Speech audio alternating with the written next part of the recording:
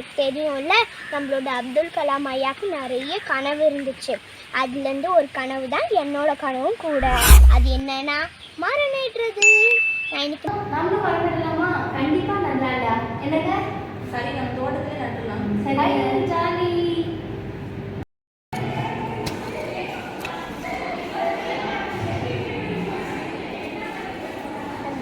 இந்த மரத்தை இன்னைக்கு நடுறது பேசலமா, டெய்லியும் நீ தண்ணி ஊற்றணும், அதுதான் முக்கியம். சரிம்மா, நான் டெய்லியும் தண்ணி ஊற்றிடுறேன். சரிடா.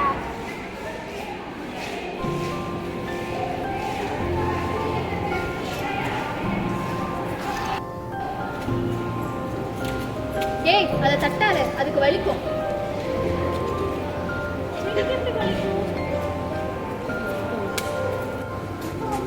செடிக்கும் வலிக்கும். அது உயிர் இருக்கா? ஆமாடா, செடிக்கும் உயிர் இருக்கு. நீ எப்படி வளரியோ அதே மாதிரி செடியும் வளரும். உன்னைய அடிச்சா வலிக்கிற மாதிரியே செடிக்கும் வலிக்கும்டா. ஓ அப்படியா? நம்ம குட்டி தென்றல் இப்போ வளர்ந்து 12th ஸ்டாண்டர்ட் போயிட்டாங்க.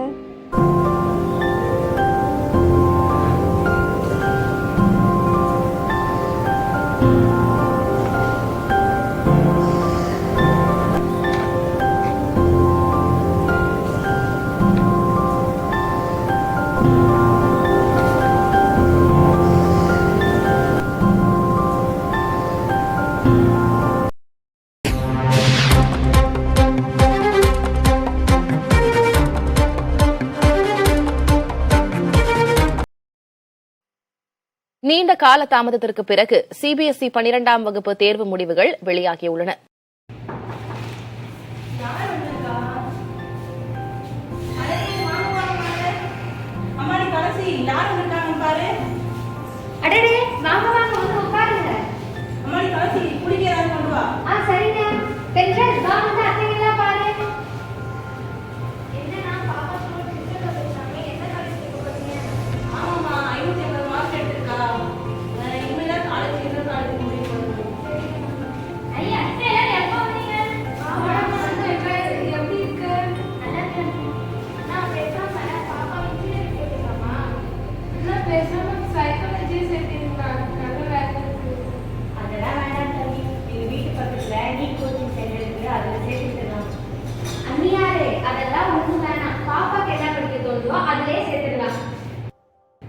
நீ என்ன படிக்கலாம்னு நினைக்கிற?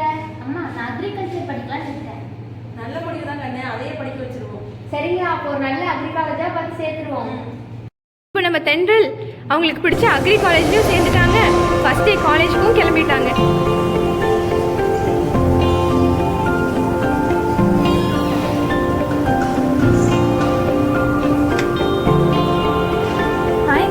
இதுதான் எங்கள் அக்ரியன்ஸோட எக்ஸாம் டே லைஃப். இவங்க தான் மலர், டாப்பர். எப்பயுமே படிச்சுட்டே இருப்பாங்க. டைம் என்னாச்சு பாருங்க, 2 மணி ஆக போகுது. ஆனால் இவங்க தூங்குவாங்களா? இல்லையே, படிச்சுட்டு தான் தூங்குவாங்க. இவங்க தாங்க நம்ம 5 மினிட்ஸ் ஃபரீனா. இவங்க எல்லாரும் ஏன் 5 மினிட்ஸ் ஃபரீனான்னு கூப்பிடணும் நீங்கள் தெரிஞ்சுக்கணுமா? நீங்களே பாருங்கங்க. என்ன ஒரு 5 மினிட்ஸ்க்கு அப்புறம் எழுப்பி விடுறீ? சரிடி. ஃபரீனா 5 மினிட்ஸ் ஆயிடுச்சு. ஒரு 5 மினிட்ஸ் கூட தூங்கிக்கிறேன்டி. இதனால தாங்க இவங்களை எல்லாரும் 5 மினிட்ஸ் ஃபரீனான்னு கூப்பிடுறாங்க. இங்கே பாருங்க, நம்ம தென்றல் கூட சீரியஸாக படிச்சுட்டு இருக்காங்க. அடடா, இவங்கள பற்றி சொல்ல மறந்துட்டேனே. இவங்க தாங்க நம்ம க்ளோரி. நீங்கள் எல்லாரும் இவங்க படிச்சுட்டு இருக்காங்கன்னு தானே நினைக்கிறீங்க? நானும் அப்படி தாங்க நினச்சேன். க்ளோரி, க்ளோரி கண்ணு, நாளைக்கு எக்ஸாமு, படிசாமி. இப்படி தாங்க எங்கள் 4 வருஷமும் போகும்.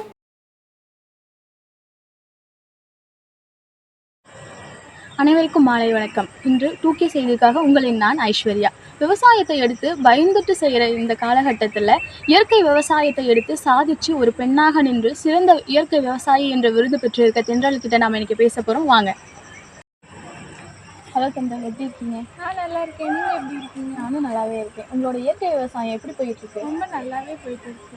நீங்கள் இப்போ சிறந்த இயற்கை விவசாயின்னு விருது வாங்கியிருக்கீங்க. அதை பற்றி நீங்கள் எப்படி ஃபீல் பண்ணுறதுன்னு கொஞ்சம் சொல்ல முடியுமா? நான் ரொம்ப சந்தோஷமாக ஃபீல் பண்ணுறேன். எப்படி இயற்கை விவசாயம் செய்யணுங்கிற ஒரு எண்ணம் தோணுச்சு? சின்ன வயசுலேருந்தே எனக்கும் இந்த செடி கொடிகளுக்கும் ஏதோ ஒரு கனெக்டிவிட்டி இருந்தது நான் ஃபீல் பண்ணேன். அதுவும் இல்லாமல் நான் அதனால தான் இந்த கனெக்டிவிட்டியை வச்சு தான் நான் அக்ரிகல்ச்சர் சேர்ந்து படித்தேன். அக்ரிகல்ச்சர் சேர்ந்து படித்ததுக்கப்புறம் எனக்குள்ள இயற்கை விவசாயம் பண்ணணும்னு ஒரு ஆசை வந்துச்சு. அதனால நான் இந்த இயற்கை விவசாயம் பண்ணேன். இந்த வேலையை செய்யும்போது எனக்கு ரொம்ப மனநிறைவாக இருக்குது. நினைக்கிறவங்களுக்கு என்ன சொல்ல ஆசைப்படுறீங்க? இப்போ நம்ம இயற்கை விவசாயம் செய்யணும் அப்படின்னா அதுக்கு நம்மக்கிட்ட பெரிய இடம் தான் இருக்கணும் அப்படின்றது அவசியம் இல்லை. மினிமம் ஒரு 150 ஸ்கொயர் ஃபீட் இருந்தால் மட்டும் போதும். அதுலேயே வந்து நம்ம மாடி தோட்டம் அமைச்சு நம்மளுக்கான காய்கறிகளை நம்மளே உற்பத்தி பண்ணிக்கலாம். இப்போ வந்து அதுக்கு நம்ம என்னென்னா பயன்படுத்தலாம், அதுவுமே இயற்கையாகவே நம்மக்கிட்ட நிறைய இருக்குது. எந்த மாதிரி விஷயங்கள்லாம் இயற்கையாகவே பயன்படுத்தலாம் பூச்சிகள் இருந்து செடிகளை காப்பாற்றுறதுக்கு? இப்போ உரம்னு எடுத்துக்கிட்டிங்கன்னா நம்ம கிச்சன் வேஸ்ட், அதாவது இந்த காய்கறிகளோட தோல் அதெல்லாம் இருக்கு இல்லையா, அதெல்லாம் நம்ம வந்து உரமாக போடலாம். இப்போ வந்து பூச்சிக்கொல்லி அப்படின்னு பார்த்தோம்னா நம்மக்கிட்ட இருக்க வேப்பெண்ணெய், இந்த மாதிரி நிறையா, வேப்பெண்ணெய் மட்டும் இல்லை, இந்த மாதிரி நிறைய இயற்கையான விஷயங்கள் நம்மக்கிட்ட இருக்குது. இப்போ இதெல்லாம் பயன்படுத்தியே நம்ம இயற்கையாக உற்பத்தி நம்மளும் நம்ம உடம்பை வந்து ஹெல்த்தியாக வச்சுக்கலாம்.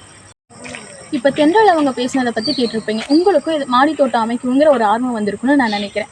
நீங்களும் வீட்டில் இருக்க கொஞ்சம் எடுத்து வச்சு இயற்கை விவசாயத்தை பண்ணி இயற்கையான உணவுகளை சாப்பிடும். நோயற்ற வாழ்வை வாழ்வோம், அடுத்த தலைமுறைக்கும் கற்றுக் கொடுப்போம், ஆர்கானிக் ஃபார்மிங் செய்து ஆரோக்கியமாக வாழ்வோம். இது போல் அடுத்த ஒரு நிகழ்ச்சியில் சந்திக்கிறேன். உங்களை நான் ஐஸ்வர்யா.